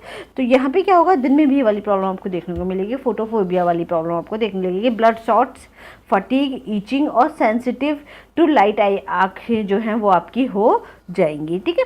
तो ये क्या होंगी, आपकी आंखों में थकान हो जाएगी, ईचिंग होगी, खुजली होगी आपकी आंखों में, सेंसिटिव आंखें हो जाएंगी आपकी लाइट के लिए, ठीक है। ये सारी प्रॉब्लम्स आपको इसमें देखने को मिलेगी जब अगर आपको ये वाली प्रॉब्लम है तो, ठीक है। तो इसमें एग्जाम में कई बार आता है कि ग्लोसिटिस की प्रॉब्लम किस में पाई जाती है, एंगुलर स्टोमेटाइटिस किस में होता है, और चिलोसिस किस में पाया जाता है, ठीक है। सिबोरिया किस में पाया जाता है, फोटोफोबिया की प्रॉब्लम इसमें पाई जाती है। मैच करने के लिए कई बार आपको देखने को मिलता है एग्जाम में, ठीक है। अगर इसका आरडीए हम देखते हैं तो आरडीए में वही है, इसका आरडीए क्या है, सिडेंट्री अगर मेल है तो उसको 2.0 मिलीग्राम पर डे हमें क्या देना है, राइबोफ्लेविन यानी कि विटामिन B2 हमें देना है, ठीक है। वुमेन है तो 1.9 मिलीग्राम पर डे उसे हमें क्या देना है, विटामिन विटामिन B2 हमें देना है, ठीक है। अगर हमारा मॉडरेट है तो मॉडरेट में हमें 2.5 B2 देना है, और 2.4 हमें फीमेल को देना है, ठीक है। अगर हमारा हैवी है, हैवी वर्क अगर हमारा हो रहा है, तो कोई हैवी वर्क करता है वो जैसे स्टोन कटर हो गए, जो मजदूरी होते हैं, जो पत्थर तोड़ने का काम करते हैं, क्योंकि उनको एनर्जी ज़्यादा चाहिए, तो एनर्जी ज़्यादा के लिए क्या ज़रूरी है कि उनकी जो बॉडी है, बॉडी में विटामिन B2 और B1 और B3 ज़्यादा हो, ताकि वो क्या करे, ग्लूकोज से एनर्जी में कन्वर्ट होने की में हेल्प करे, उनको सही से वो काम कर पाए। तो हमें क्या करना है, हैवी वर्कर को क्या करना है, 3.2 milligram per day vitamin B2 देना है, और 3.1 मिलीग्राम पर डे हमें किस में देना है, वुमेन्स के केस में देना है। ये सब हमारे फूड में जनरली पाया जाता है। कभी कभार हम मल्टीविटामिन भी खा लेते हैं, तो मल्टीविटामिन जब डॉक्टर के पास जाओगे, बोलोगे बहुत फटीग हो रही है, प्रॉब्लम हो रहा है, थक रहे हैं, वो आपकी आईज देखेगा, आपकी लिप्स देखेगा, तो आपको क्या दे देगा, मल्टीविटामिन दे देगा। तो वो मल्टीविटामिन से आप जाकर के डेली खाओगे तो आपकी बॉडी जो है वो थोड़ी एक्टिव हो जाएगी, ठीक है। तो प्रेग्नेंट वुमेन्स में हम 2.7 मिलीग्राम पर डे देंगे, और हमारा जो लैक्टेटिंग मदर है, अगर बेबी 0 to 6 मंथ का है तो 3.0 देंगे मदर को। अगर बेबी जो फीडिंग स्टेज है वो 6.12 का बेबी है तो मदर को कितना देंगे, 2.9 मिलीग्राम पर डे देंगे। ठीक है, तो ये हमारी क्या है, रिक्वायरमेंट्स है। इन्फेंट है, अगर 0 to 6 मंथ का बेबी है तो 0.4 उसकी डाइट में होना चाहिए। ठीक है, अगर हमारा 6 to 12 मंथ का बेबी है तो 0.6 होना चाहिए उसकी डाइट में। ठीक है, तो उसकी डाइट में कितना होना चाहिए, हमारा 0.6 होना चाहिए। अगर जो चिल्ड्रन है वो हमारा 1 to 3 ईयर का बेबी है तो 1.1 मिलीग्राम पर डे देंगे। अगर 4 to 6 ईयर का है तो 1.3 मिलीग्राम पर डे देंगे, और 7 to 9 ईयर का है तो 1.6 मिलीग्राम पर डे देंगे। ठीक है, और 10 to 12 ईयर के उसमें हमारा बॉयज़ है तो बॉयज़ को हम 2.1 मिलीग्राम पर डे देंगे, और गर्ल्स को हम देंगे 1.9 milligram per day. 13 to 15 year है तो हम 2.7 मिलीग्राम पर डे देंगे, और 2.2 मिलीग्राम पर डे हम गर्ल्स को देंगे पर डे। ठीक है, विटामिन B2, ठीक है, क्या देंगे, विटामिन B2 की बात कर रहे हैं। राइबोफ्लेविन हमें अपनी डाइट में इतना रखना चाहिए। तो जनरली हम जो खाना खा रहे हैं उससे हमें मिल जाता है, अगर नहीं मिलता है तो हम अलग से मल्टीविटामिन की टैबलेट्स भी लेते हैं। ठीक है, 16 to 18 ईयर के बेबी को हमने जो हमारे जो टीनेजर्स हैं उनको 3.1 मिलीग्राम पर डे देंगे, और गर्ल्स हैं तो उसे 2.3 मिलीग्राम पर डे देंगे। तो ये हमें याद करने हैं, जितना हम याद कर सकते हैं एग्जाम में इनमें से क्वेश्चन आ जाते हैं। ठीक है, फिर नेक्स्ट है हमारा विटामिन B3 यानी कि नायासिन। तो विटामिन B3 में क्या है, हमारा नायासिन है, इसे निकोटेनिक एसिड भी बोलते हैं। ठीक है, निकोटेनिक एसिड भी हम इसे बोलते हैं। तो नायासिन हमारा क्या है, विटामिन B3 है। ठीक है, तो विटामिन B3 में भी हमने पीछे देखा था कि आपको जो क्या देखा था हमने पीछे, जो हमारा विटामिन B2 था। ठीक है, ये तो देखा था हमने पीछे, जो विटामिन B2 था वो हमारा नायासिन बनाने में हेल्प कर रहा था। कैसे कर रहा था नायासिन बनाने में हेल्प, तो नायासिन कहाँ से बन रहा था, पीछे हमने देखा था कि जो विटामिन B2 है, ठीक है, वो क्या बना रहा था, FAD बना रहा था। ठीक है, क्या बनाया था उसने, विटामिन B2 ने FAD बनाया था। FAD क्या था, फ्लेविन एडेनिन डाइन्यूक्लियोटाइड्स। ठीक है, FAD बनाया था, और यही FAD आगे जाकर के क्या बना रहा था, हमारा विटामिन B3 बनाने में हेल्प कर रहा था। ठीक है, यही हमने देखा था, एक मेथड तो ये था। दूसरा B2 हमारा क्या बना रहा था, B2 ने हमारा बनाया था FMN। ठीक है, FMN में क्या है हमारा, फ्लेविन मोनोन्यूक्लियोटाइड्स। FMN हमारा क्या है, फ्लेविन मोनोन्यूक्लियोटाइड्स। ये क्या कर रहे थे, ये आपका हेल्प कर रहे थे किसमें ये आपका क्या बनाने में हेल्प कर रहे थे, ये आपका बनाने में हेल्प कर रहे थे, FMN बनाने में हेल्प कर रहा था आपका पायरोडॉक्सिन। ठीक है, पायरोडॉक्सिन क्या था आपका, विटामिन B6। ठीक है, विटामिन B6, और ये विटामिन B6 क्या बना रहा था बाद में, आपका विटामिन B3 बनाने में हेल्प कर रहा था। यानी कि जो आपका ट्रिप्टोफेन जो है, या ट्रिप्टोफेन क्या था, हमारा अमीनो एसिड है एक तरह का। ठीक है, हमारा अमीनो एसिड का एक टाइप है, तो ट्रिप्टोफेन बनाने से हमें नायासिन निकालने में ये हेल्प कर रहा था। तो आप ट्रिप्टोफेन से भी नायासिन निकाल सकते हो। तो ये हमने लास्ट उसमें भी पढ़ा था। तो अब आपके क्या है, निकोटेनिक एसिड है, इसमें इसको हम विटामिन B3 को नायासिन भी बोलते हैं। ये आपका किसमें पाया जाता है, ड्राई ईस्ट में, ये रिच सोर्स में पाया जाता है। राइस पॉलिशिंग में, पीनट और लीवर्स में ये क्या पाया जाता है, पीनट में और लीवर में ये क्या पाया जाता है, रिच सोर्स में पाया जाता है। गुड सोर्स है इसके होल सीरियल्स, लेग्यूम्स, मीट या फिश। और आपका जो रिचेस्ट सोर्स है, फेयर सोर्स है आपके मिलेट हो गए, सीरियल्स हो गए, वेजिटेबल्स हो गई, और आपकी मिल्क हो गए। ठीक है, और एग जो है, एग में भी पाया जाता है। तो लेकिन एग में क्या मेन पाया जाता है, ट्रिप्टोफैन पाया जाता है। ठीक है, ट्रिप्टोफैन ही आगे कन्वर्ट हो गए किस में बदल सकता है, नायासिन में बदल सकता है। ठीक है, अगर बॉडी में नायासिन की कमी है तो वो ट्रिप्टोफैन किस में कन्वर्ट हो जाएगा, नायासिन में कन्वर्ट हो जाएगा, बॉडी को नायासिन देने लगेगा। ठीक है, फंक्शंस हमारे इसमें क्या क्या है, फंक्शंस हमारा work as a coenzyme in glucose. ये भी क्या करता है, ग्लूकोज अमीनो एसिड और फैटी एसिड से एनर्जी मेटाबॉलिज्म में हेल्प करता है। यानी कि ग्लूकोज को तोड़ने में हेल्प करता है ये एनर्जी में, अमीनो एसिड को तोड़ने में हेल्प करता है एनर्जी में, और फैटी एसिड्स को तोड़ने में एनर्जी में हेल्प करता है। तो विटामिन B2 B3 का मेन काम यही है कि कोएंजाइम की तरह काम करते हैं। ये क्या करता है, अमीनो एसिड, फैटी एसिड और ग्लूकोज तीनों को हमारे एनर्जी में कन्वर्ट करने में हेल्प करता है। ठीक है, पार्ट ऑफ कोएंजाइम है, ये भी कोएंजाइम का पार्ट है। निकोटिनामाइड, एडेनिन और डाइन्यूक्लियोटाइड। ठीक है, और निकोटिनामाइड, एडेनिन, डाइन्यूक्लियोटाइड, NAD और NADP को बना, डाइन्यूक्लियोटाइड फॉस्फेट, NADP को बनाने में ये हेल्प करता है। ठीक है, ये दोनों क्या है, ये भी कोएंजाइम है, आगे जाकर के हमारी एनर्जी मेटाबॉलिज्म में हेल्प करते हैं। ठीक है, तो ये दो कोएंजाइम को बनाने में हेल्प करता है कौन, हमारा नायासिन। ठीक है, निकोटिनामाइड एडेनिन डाइन्यूक्लियोटाइड और निकोटिनामाइड एडेनिन डाइन्यूक्लियोटाइड फॉस्फेट, इनको बनाने में ये हेल्प करता है। ठीक है, फिर हमारा नेक्स्ट है इसका प्रोटेक्टिव रोल है। इसका मेन रोल क्या है? प्रोटेक्टिव रोल करता है, बॉडी को प्रोटेक्ट करने का काम करता है हमारा विटामिन B3 यानी कि नायासिन। Maintain normal function of skin, skin के नॉर्मल फंक्शन को मेंटेन रखने में हेल्प करता है, आपकी स्किन अच्छी रहेगी। मैं बल्कि आजकल देख रही हूँ बहुत सारे प्रोडक्ट ऐसे हैं मार्केट में जो किससे रिच प्रोडक्ट्स बना रहे हैं, निकोटिनामाइड से रिच प्रोडक्ट बना रहे हैं। ठीक है, मैं अभी बल्कि एक क्रीम मैं भी यूज़ कर रही हूँ मामा अर्थ की, वो निकोटिनामाइड्स का नाइट क्रीम है, और सच में जब मैं उसको रात को लगाती हूँ तो सुबह उससे बहुत अच्छा ग्लो आता है। तो वो क्या है, वो आपकी स्किन को प्रोटेक्ट करने का काम करता है, निकोटिनिक एसिड। ठीक है, निकोटिनामाइड की वो क्रीम है नाइट क्रीम, तो वो बहुत अच्छा आपकी स्किन को प्रोटेक्ट करती है। ठीक है, तो इसमें क्या है आपका maintain normal function of skin, ये क्या करता है आपकी स्किन के नॉर्मल फंक्शन को मेंटेन करने में हेल्प करता है।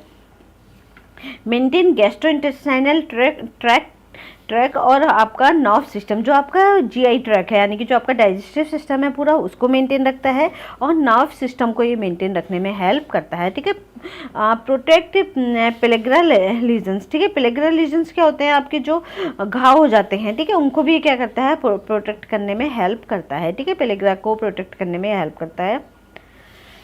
यह ट्रिप्टोफैन अमीनो एसिड के द्वारा लीवर में बनता है। ठीक है, कभी कभार क्या हो जाता है, अगर हमारी बॉडी में कमी है विटामिन B3 की, तो लीवर क्या करेगा, लीवर ट्रिप्टोफैन जो एक तरह का अमीनो एसिड है, अमीनो एसिड क्या होते हैं, प्रोटीन का ही छोटा रूप होते हैं। ठीक है, तो एक तरह का जो ट्रिप्टोफैन है, जो एसेंशियल अमीनो एसिड है, वो क्या करेगा, लीवर में कन्वर्ट हो जाएगा, किसमें, विटामिन B3 में। तो हम क्या कर सकते हैं, लीवर में ट्रिप्टोफैन कन्वर्ट हो सकता है किसमें, नायासिन में। ठीक है,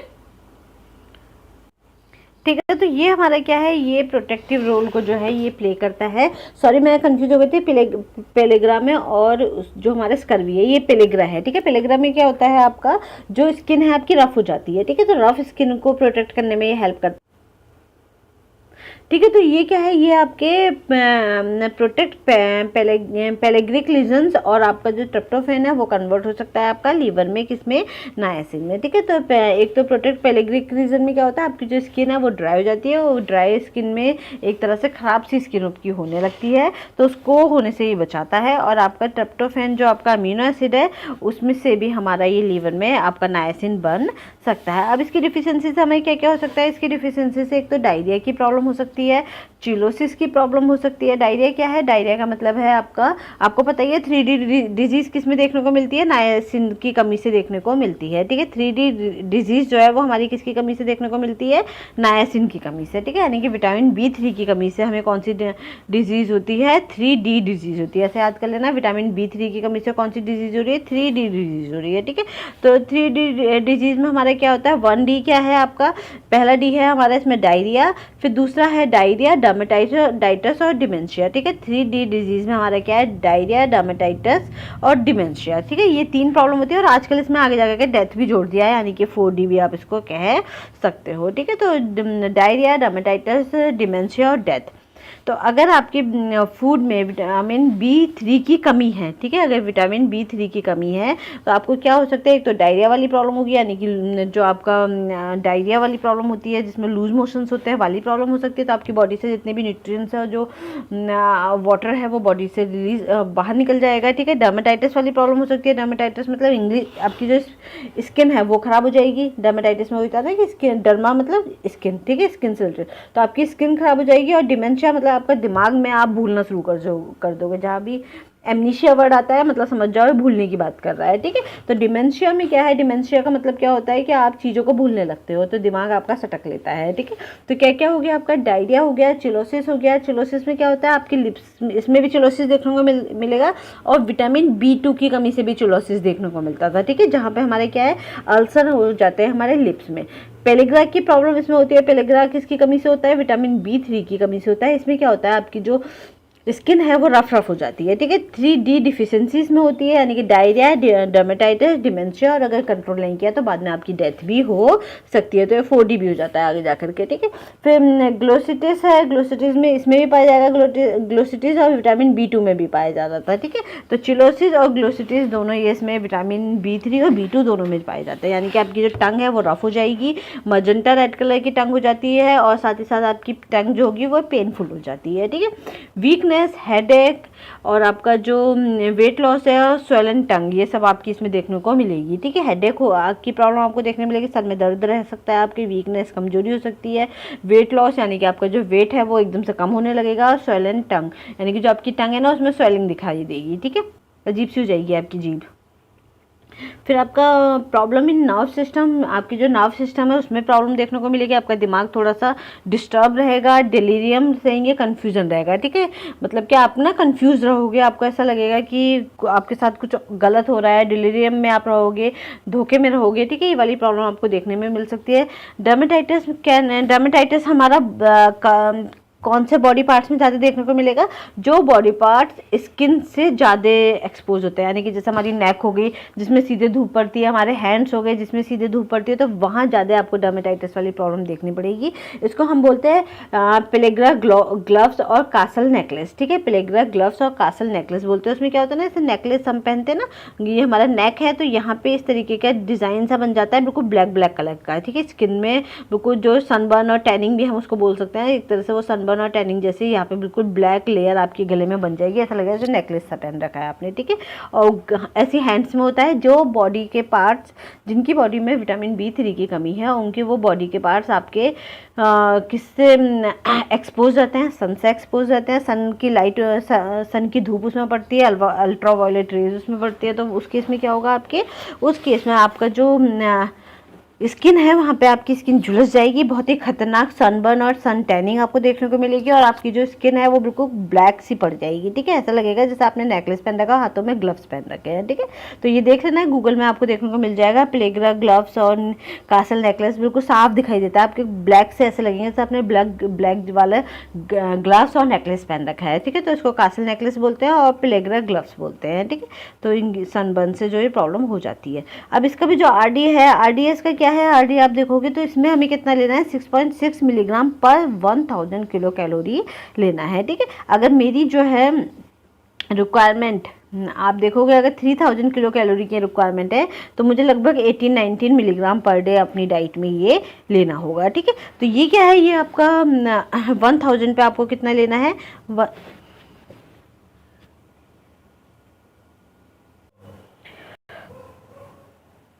तो इसकी रिक्वायरमेंट क्या है हमारे? अगर सेडेंटरी मैन है, ठीक है, तो उसकी कितनी होगी? 14 मिलीग्राम पर डे की रिक्वायरमेंट होगी। ठीक है, अगर वुमेन है तो 11 मिलीग्राम पर डे की होगी। मॉडरेट है तो 18 मिलीग्राम पर डे की होगी। वुमेन है तो 14 मिलीग्राम पर डे होगा। और अगर आपका हैवी वर्कर है तो आपका 23 मिलीग्राम पर डे होगी, और आपका अगर वुमेन है तो 18 मिलीग्राम पर डे होगी। प्रेग्नेंट वुमेन के केस में 2.0 मिलीग्राम हम इसमें ऐड कर देंगे, यानी कि 11+2।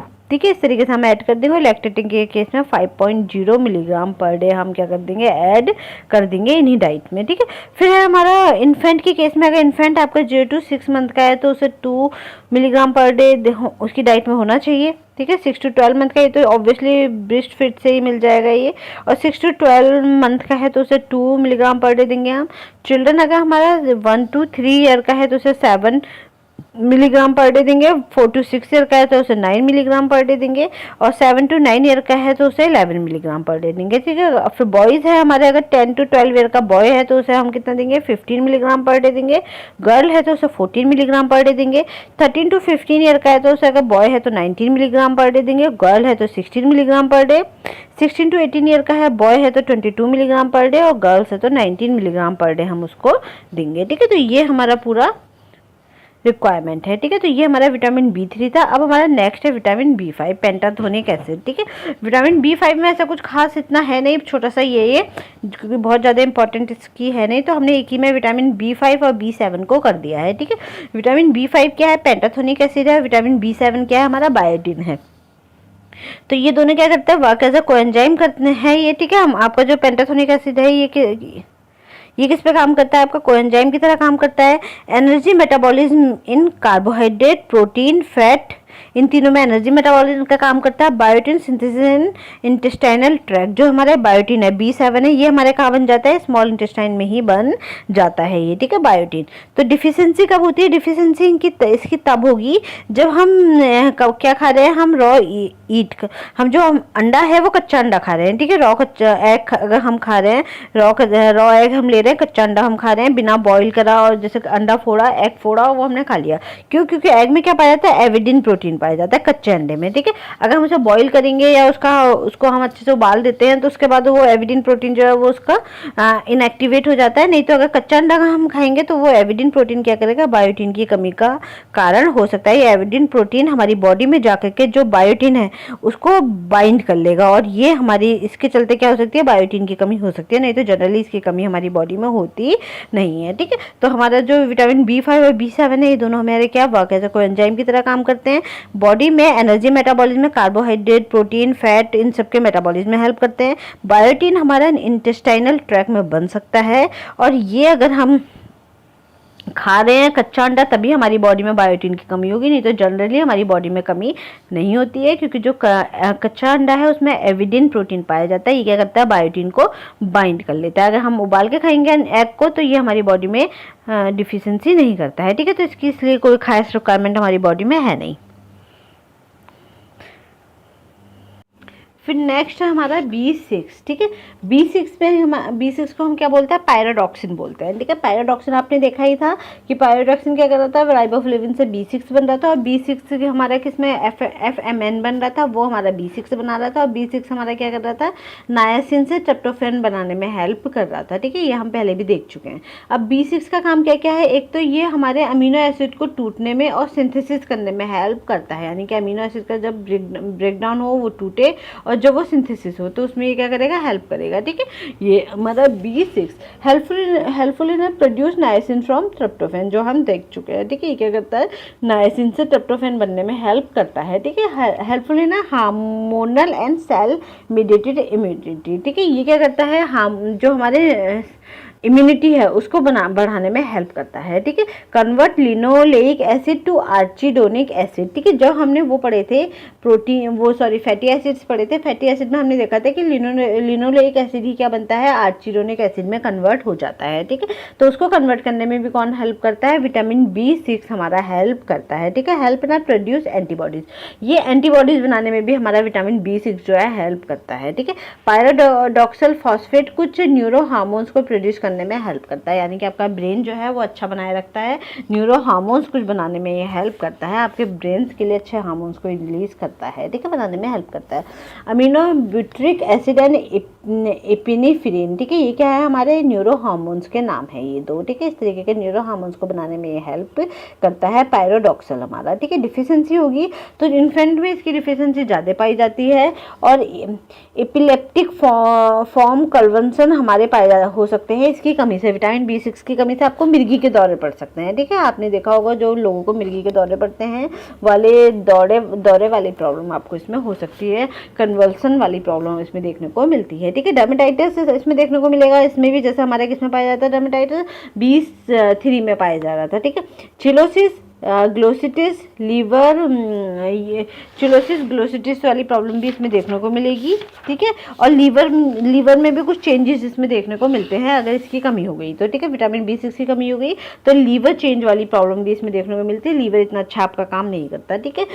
हाइपोक्रोमिक एनीमिया, ठीक है। हाइपोक्रोमिक एनीमिया इसमें देखने को मिलता है। हाइपोक्रोमिक एनीमिया का मतलब क्या है, आरबीसी को लाल रंग देने के लिए नहीं बन पाता है, ठीक है। आरबीसी को लाल रंग नहीं देगी, आपकी जो आरबीसी है उसका जो कलर है वो डल हो जाता है, ठीक है, हाइपोक्रोमिक एनीमिया में, ठीक है। तो हाइपोक्रोमिक एनीमिया इसमें देखने को मिलती है आपको इसकी कमी से। तो एग्जाम में आते भी हैं कि एनीमिया के लिए कौन रिस्पॉन्सिबल हो गया, एक तरह की हाइपोक्रोमिक एनीमिया के लिए कौन रिस्पॉन्सिबल हो सकता है, हमारा B6 इसके लिए रिस्पॉन्सिबल हो सकता है, ठीक है। इसकी RDA क्या है, सिडेंट्री केस है, अगर सिडेंट्री है तो RDA क्या होगा उसका, RDA है हमारा सेडेंटरी में 1.9 मिलीग्राम पर डे हम देंगे मेल के केस में, ठीक है।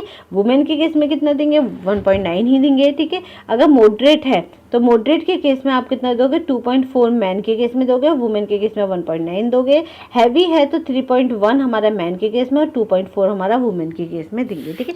प्रेग्नेंट वुमेन है 2.3 देंगे प्रेग्नेंट के केस में। लैक्टेटिंग के केस में 0.26 हम बढ़ा देंगे, ठीक है। और अगर 0 to 6 मंथ का जो लैक्टेशन का पीरियड है और अगर 7 to 12 मंथ का लैक्टेशन का पीरियड है तो हम कितना बढ़ाएंगे, 0.17 हम बढ़ाएंगे। अगर मदर जो है अपनी फीड बेबी का, मदर का जो बेबी है वो 7 to 12 मंथ का है, ठीक है। तो वो क्या होगा, हमारा 7 to 12 मंथ वाला पीरियड होगा। तो मदर की डाइट में कितना बढ़ाना है, हमें 0.17 बढ़ाना है, ठीक है। और इन्फेंट अगर हमारा 6 मंथ तक का इन्फेंट है तो 1.1 मिलीग्राम पर डे देना है। अगर 7 to 12 मंथ का है तो 0.6 मिलीग्राम पर डे देना है। अगर 1 to 3 ईयर का है तो 0.9 मिलीग्राम पर डे देना है, ठीक है। 4 to 6 ईयर का है तो 1.2 मिलीग्राम पर डे देना है। और 7 to 9 ईयर का है तो 1.5 मिलीग्राम पर डे हमें देना है, ठीक है। बॉयज़ हैं हमारा और गर्ल्स हैं, ठीक है। तो बॉयज़ में क्या है, हमारा 10 to 12 ईयर का है तो 2.0 मिलीग्राम पर डे देंगे और हमारा गर्ल्स है 1.9 मिलीग्राम पर डे देंगे। 13 to 15 है तो 2.6 मिलीग्राम पर डे देंगे और 2.2 मिलीग्राम पर डे देंगे। 16 to 18 ईयर का है तो 3.0 बॉयज़ को देंगे और 2.3 हम गर्ल्स को देंगे, ठीक है। तो ये इसका हमारा क्या है, पूरा डेली रिक्वायरमेंट है जो आपको देना है। इसके बाद विटामिन B9 है, ठीक है। 2 और रहते हैं हमारा, B9 और B12, ठीक है। तो विटामिन B9 में क्या होता है, ये हमारा इसको हम क्या बोलते हैं, फॉलिक एसिड बोलते हैं। B9 को हम क्या बोलते हैं, फॉलिक एसिड बोलते हैं। B6 को हम क्या बोल रहे थे, B6 को हम पायरोडॉक्सिन बोल रहे थे। B5 को हमने क्या बोला था, B5 को हमने बोला है पेंटाथोनिक एसिड और B7 को हम बोल रहे हैं बायोटिन, ठीक है। ये हम पूरा देख चुके हैं, ठीक है। इसके बाद हमारा क्या है, विटामिन B9 की कमी से हमारे विटामिन B9 क्या है, हमारा फॉलिक एसिड है। इसमें क्या होता है, हमारा इनएक्टिव फॉलिक एसिड होगा जो हम बॉडी में लेते हैं वो इनएक्टिव फॉर्म में ले लेते हैं। फिर विटामिन C उसे क्या करता है, एक्टिव फॉर्म में लेके आता है। यानी कि फॉलिक एसिड की कमी हमारी किसकी कमी से हो सकती है, विटामिन C की कमी से हो सकती है। अगर हम अपनी डाइट में विटामिन C नहीं ले रहे हैं तो हमारा जो फॉलिक एसिड है वो एक्टिव फॉर्म में नहीं आएगा और हमारी बॉडी में क्या हो जाती है, उसकी कमी हो सकती है, ठीक है। तो नेचुरल फॉर्म क्या है, क्या कहलाती है, इसकी फोलेट कहलाती है। यानी कि इसका नेचुरल फॉर्म क्या है, फोलेट है, ठीक है।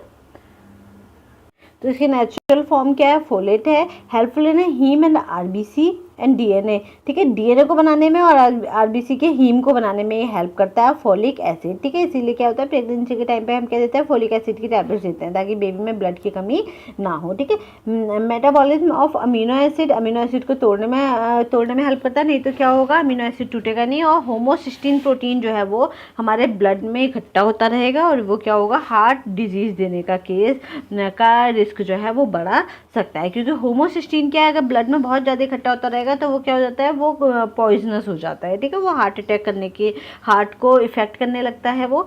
तो हमारी बॉडी में बहुत ज़रूरी है कि अमीनो एसिड जो हमारा होमोसिस्टीन है वो टूटे, ठीक है, और टूट करके वो यूटिलाइज हो। तो अगर वो इकट्ठा होता रहेगा तो उसको तोड़ने में कौन हेल्प करेगा, उसको तोड़ने में फॉलिक एसिड जो है वो हेल्प करता है, ठीक है। फिर ये क्या है, आपकी डिफिशियंसी है हमारा रिड्यूस DNA बायोसिंथेसिस के कारण सेल डिवीजन डिक्रीज हो जाता है, ठीक है। अगर आपके पास डिफिशियंसी है फॉलिक एसिड की तो क्या होगा, आपका DNA सही से नहीं बनेगा। DNA सही से नहीं बनेगा तो आपका जो सेल डिवीजन है वो भी कम हो जाएगा। मतलब जो कोशिकाओं का डिवीजन हो रहा है, जो कोशिकाएं बन रही हैं वो भी आपकी कम हो जाएगी, ठीक है। इसकी कमी से एक तो क्या होता है, मेगालोब्लास्टिक एनीमिया होता है, मैक्रोसाइटिक एनीमिया है ये, ठीक है। इसमें क्या होता है, बोन मैरो जो है वो लार्ज हो जाता है, एबनॉर्मली न्यूक्लिएटेड सेल्स हो जाती है, ठीक है। यानी कि आपका जो बोन मैरो है जहाँ से आपकी ब्लड बनता है, बोन मैरो जहाँ RBC बनती है तो वो क्या हो जाती है, वो लार्ज हो जाती है और जो आपकी RBC की जो RBC हैं वो क्या हो जाएंगी, वो बड़ी हो जाएंगी, ठीक है। एबनॉर्मली न्यूक्लिएटेड सेल हो जाती है, वो अजीब से स्ट्रक्चर की हो जाती है, बड़ा स्ट्रक्चर हो जाता है उनका RBC का और वो बॉडी में भेजने लगता है। इस तरीके के RBC को बॉडी में भेजने लगता है कौन, हमारा बोन मैरो, ठीक है। तो मेगालोब्लास्टिक एनीमिया क्या होता है, ये एनीमिया होता है हमारी, यानी कि ब्लड में दिक्कत आने लगती है। मैक्रोसाइटिक एनीमिया हम इसको बोलते हैं। इसमें क्या होता है, जो बोन मैरो है वो आपका वो large abnormally nucleated cells cells, यानी कि जो आपका बोन मैरो है वो क्या भेजने लगता है, जो आरबीसीज हैं वो आरबीसीज बड़ी और अजीब से न्यूक्लियस वाली भेजने लगता है, अजीब केंद्रक वाली, बड़ी बड़ी केंद्रक वाली भेजना शुरू कर देता है, ठीक है। लार्ज न्यूक्लियेटेड सेल्स है इमेच्योर आरबीसी, इसको हम क्या बोल सकते हैं, इमेच्योर आरबीसी, भी हमारी आरबीसी ठीक से मेच्योर नहीं होती, ऐसी आरबीसी ये भेजना शुरू कर देता है हमारा बोन मैरो, अगर आपकी बॉडी में फॉलिक एसिड की कमी है तो, ठीक है। लार्ज न्यूक्लिएटेड सेल्स या इमेच्योर आरबीसी भेजना शुरू कर देता है, ठीक है। अब ये क्या है, अगर आपकी बॉडी में 2.4 मिलीग्राम पर 100 डेसीलीटर से भी कम हीमोग्लोबिन होता है तो वो किस में आएगा, आपका मेगलोब्लास्टिक एनीमिया में आता है, ठीक है। और आपका जो एनीमिया है, वो जो आपका ब्लड है, जो आरबीसीज हैं, वो आपकी हीमोग्लोबिन कितना पहुंच जाएगा, 2.4 मिलीग्राम से भी कम आपके 100 डेसीलीटर ब्लड में पहुँच जाएगा, ठीक है। यानी कि आपका जो हीमोग्लोबिन है वो क्या होगा, 2.4 ग्राम से भी नीचे हो जाएगा, मिलीग्राम नहीं सॉरी ग्राम है वो, 2.4 ग्राम से भी ये नीचे हो जाएगा, ठीक है। फिर इसमें क्या है आपका एबनॉर्मल अब जो नॉर्मल रेंज है ये ऐसी लिख दी है मैंने इसमें, तो जो हमारा वुमेन है उसके नॉर्मल हीमोग्लोबिन कितना होना चाहिए, 11.5 से 14.5 ग्राम पर 100 डेसीलीटर होना चाहिए, और मैन के केस में नॉर्मल हीमोग्लोबिन कितना होना चाहिए, 12.5 से 16.5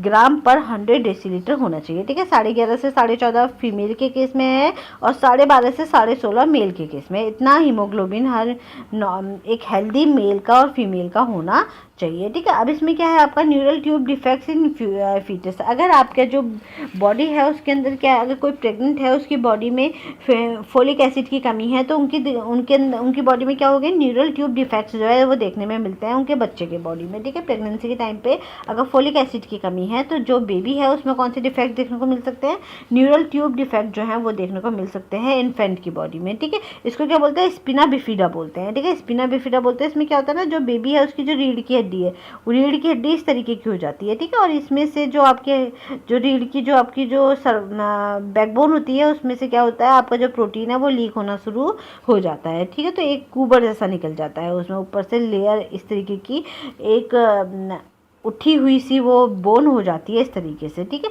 तो उसे क्या बोलते हैं हम, स्पिना बिफिडा वाली प्रॉब्लम बोलते हैं। प्री टर्म डिलीवरी हो सकती है, जल्दी बेबी हो सकता है, लो बर्थ वेट हो सकता है, वेट कम हो सकता है बेबी का, और प्रॉब्लम ऑफ ग्रोथ रिटार्डेशन, और बेबी में क्या हो सकता है, ग्रोथ रिटार्डेशन वाली प्रॉब्लम भी हो सकती है, दिमाग उसका जो वृद्धि है वो उतनी अच्छी नहीं होगी, ठीक है, ग्रोथ उसका इतना अच्छा नहीं होगा। आरडीएस का क्या है, आरडी है आपका अगर मैन है तो उसको कितना है, 300 माइक्रोग्राम पर डे देना है, वुमेन है तो 220 माइक्रोग्राम पर डे देना है, ठीक है। प्रेग्नेंट वुमेन को 570 माइक्रोग्राम पर डे देना है और लैक्टेटिंग मदर को 330 माइक्रोग्राम पर डे हमें देना है। इन्फेंट के केस में 25 माइक्रोग्राम पर डे होना चाहिए 0 to 6 मंथ में, और हमारा 6 to 12 मंथ में 85 माइक्रोग्राम पर डे होना चाहिए, ठीक है। और चिल्ड्रंस के केस में 110 माइक्रोग्राम पर डे हमें देना है क्या, फोलिक एसिड, ठीक है। 135 माइक्रोग्राम फोलिक एसिड देना है हमें पर डे, 170 हमें 4 to 9 ईयर के बच्चे को देना है per day microgram folic acid, ठीक है। अगर बॉयज़ की बात करें तो 10 to 12 ईयर में बॉयज़ को 220 माइक्रोग्राम पर डे देना है और गर्ल्स को देना है 225 माइक्रोग्राम पर डे, ठीक है। देखो इसमें रिक्वायरमेंट जो है ना फीमेल की ज़्यादा है, ठीक है। उसके अलावा आप देखोगे तो इसमें फीमेल की ज़्यादा पहुंच जाएगी रिक्वायरमेंट, ठीक है। इसके अलावा आपका क्या है, 13 to 15 ईयर में आपका 285 माइक्रोग्राम पर डे देना है और गर्ल्स को देना है 245 माइक्रोग्राम पर डे, ठीक है। और जो आपका है ये 16 to 18 ईयर में 340 माइक्रोग्राम पर डे देना है और आपका देना है ये 240 माइक्रोग्राम पर डे हमें देना है, ठीक है। फिर इसके बाद नेक्स्ट ये समझ में आ गया आपको, तो ये क्या थी, ये आपका था फॉलिक एसिड वाला, ठीक है। तो फॉलिक एसिड है, विटामिन B6। अब लास्ट है हमारा विटामिन B12। विटामिन B12 को क्या बोलते हैं, साइनोकोबालामीन भी बोलते हैं, साइनोकोबालामीन भी हम इसे बोलते हैं। तो साइनोकोबालामीन को क्या बोलते हैं, ओनली इन एनिमल फूड। ये ना एग्जाम अभी मैं ICAR का एग्जाम देने गई थी तो उसमें ये क्वेश्चन आया था कि किस फूड में साइनोकोबालामीन जो होगा रिचेस्ट सोर्स होगा। तो उन्होंने क्या दे रखा था, उन्होंने 3-4 चीज़ें दे रखी थी उसकी, क्या बोलेंगे उसे, एनिमल सोर्सेज, उसकी वेजिटेबल सोर्सेज की, और एक दे रखा था एनिमल सोर्सेज। तो ऑब्वियसली ये किस में पाया जाता है, विटामिन B12 हमेशा एनिमल फूड में पाया जाता है। तो जो वेजिटेबल सोर्सेज थे वो तो अपना आप ही सब हट गए, ये किस में पाया जाएगा, सिर्फ एनिमल सोर्सेज में पाया जाएगा कि विटामिन B12 का रिचेस्ट सोर्स क्या है। ठीक है, तो विटामिन B12 हमेशा किस में पाया जाएगा, एनिमल सोर्सेज में पाया जाएगा। जैसे हमारा कोलेस्ट्रॉल पाया जा रहा था, कोलेस्ट्रॉल भी किस में पाया जा रहा था, सिर्फ एनिमल सोर्सेज में पाया जाता था। इसी तरीके से विटामिन B12 भी हमारा किस में पाया जाता है, सिर्फ एनिमल सोर्सेज में पाया जाता है। ठीक है, ये क्या है, नो प्लांट फूड, इसमें और किसी भी प्लांट फूड में ये नहीं पाया जाता है हमारा विटामिन B12। ठीक है, साइनोकोबालामाइन। ठीक है, ये क्या है, हमारा लीवर में पाया जाएगा, मीट में पाया जाएगा, फिश में पाया जाएगा, लीवर में पाया जाएगा, किडनी में पाया जाएगा, ब्रेन में पाया जाएगा, और आपका जो फ्रेश मिल्क है और चीज़ है, जितने भी एनिमल सोर्सेज है उनमें ये पाया जाता है। ठीक है, तो इसको एग्जाम में ये वाला पूछ लेते हैं, क्योंकि इसको एलिमिनेट करना आसान है।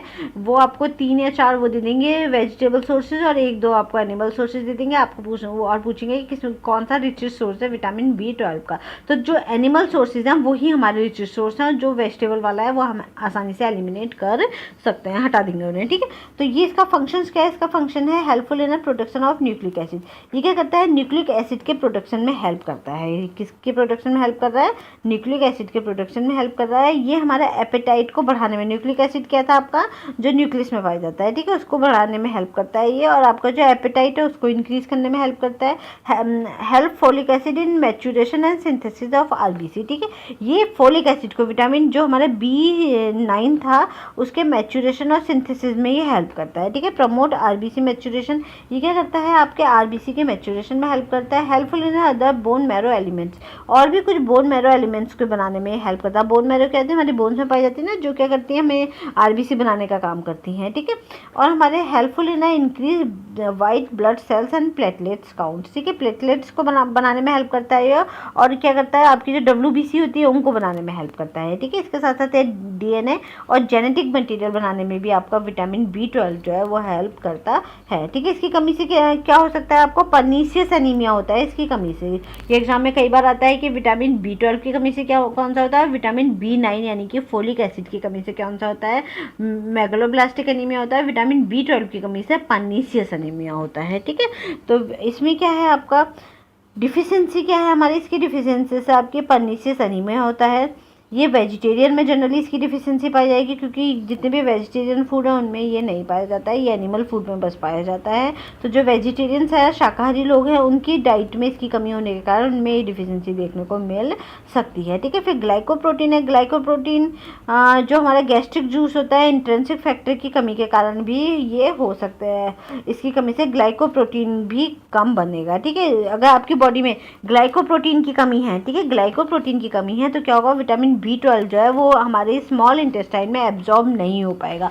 मैंने जब आपको न्यूट्रिशन पढ़ाया था तो मैंने बताया था कि जो आपका स्टमक होता है, जो आपका स्टमक था उसमें एक इंट्रिंसिक फैक्टर पाया जाता था। जब भी हम खाना खाएंगे, जो भी हमारा डाइट है, तो उसमें वो इंट्रिंसिक फैक्टर जुड़ जाएगा विटामिन B12 के साथ। ठीक है, और यही इंट्रिंसिक फैक्टर क्या करता था, एब्जॉर्बेंसी में हेल्प करता था स्मॉल इंटेस्टाइन में आकर के। ठीक है, ये मैंने उसमें न्यूट्रिशन में पढ़ाया था।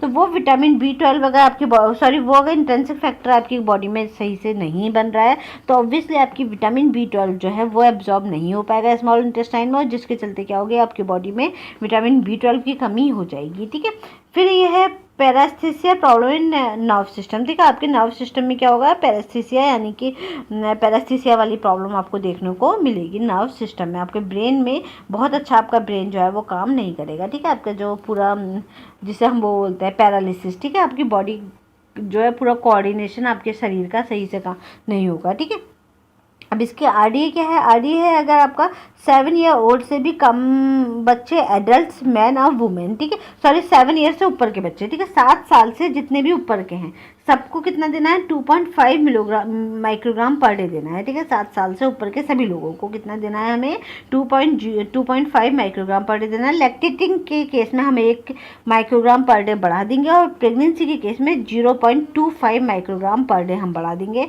बर्थ से लेकर 6 साल तक के बच्चे को हमें 1.2 माइक्रोग्राम पर डे देना है, यानी कि बर्थ से 6 साल तक के बच्चों को हम क्या दे रहे हैं, 1.2 माइक्रोग्राम पर डे दे रहे हैं, और 6 साल के बाद से हम कितना दे रहे हैं, हर किसी को 2.5 माइक्रोग्राम पर डे हमें डाइट में देना है, ठीक है। लैक्टेटिंग के केसेस में हम +1 बढ़ा देंगे और प्रेगनेंसी के केस में हम 0.25 जो है वो बढ़ा देंगे। आई होप आपको समझ में आ गया होगा आज का लेक्चर। तो आज हमने पूरे विटामिन बी पे बात किया, बी ग्रुप के सभी विटामिन आज हमने कवर किए। कल हम बचे हुए विटामिन जो हैं वो कवर करेंगे। Thank you everyone, have a nice day.